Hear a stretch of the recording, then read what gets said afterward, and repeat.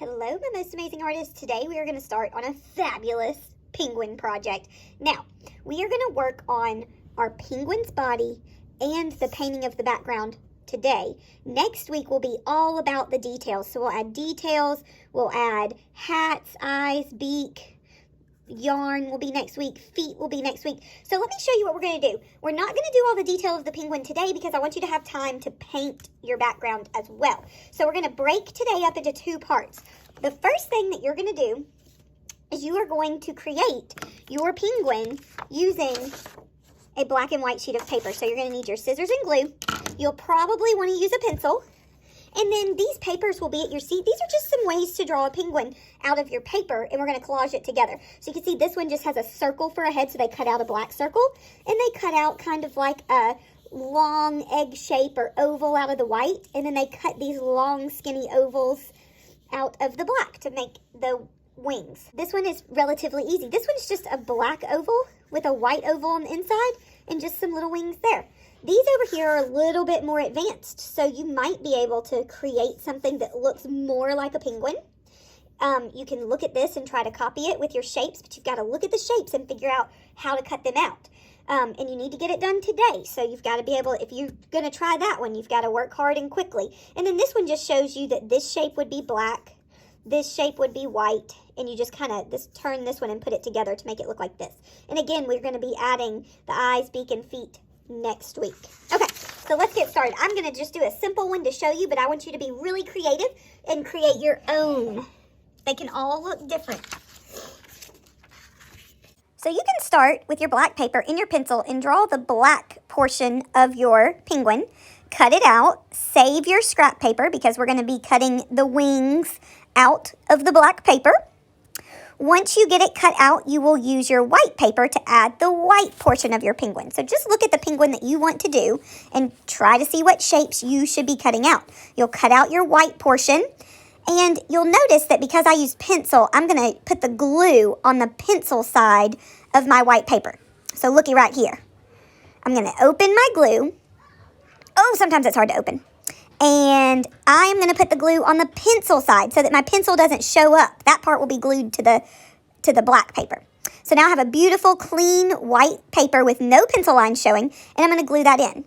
Now I'm going to look and see what kind of wings I want to cut out. I'm going to show you a trick on how to cut them out easily. So I'm going to take my black paper, and I'm going to fold it in half where I've got some paper left. And I'm going to draw just kind of like a half circle from one end to the other.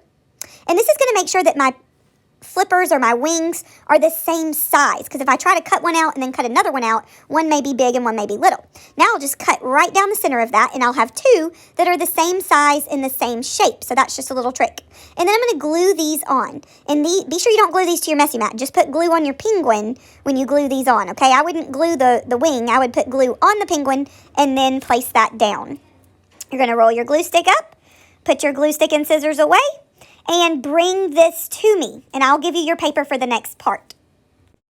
Okay, so for part 2, I will give you a sheet of paper, and you will have paint, watercolor paint, and water at your table. And I would take my pencil because what I want you to do is you're going to paint stripes of color across the top, but we want to have a snowy part, so we need to have a part that stays white. So you can see we've got stripes of color, we have a white section, and then this person actually did a little bit of blue to show water, or ice. So what you're going to do is you're going to decide how you want your paper.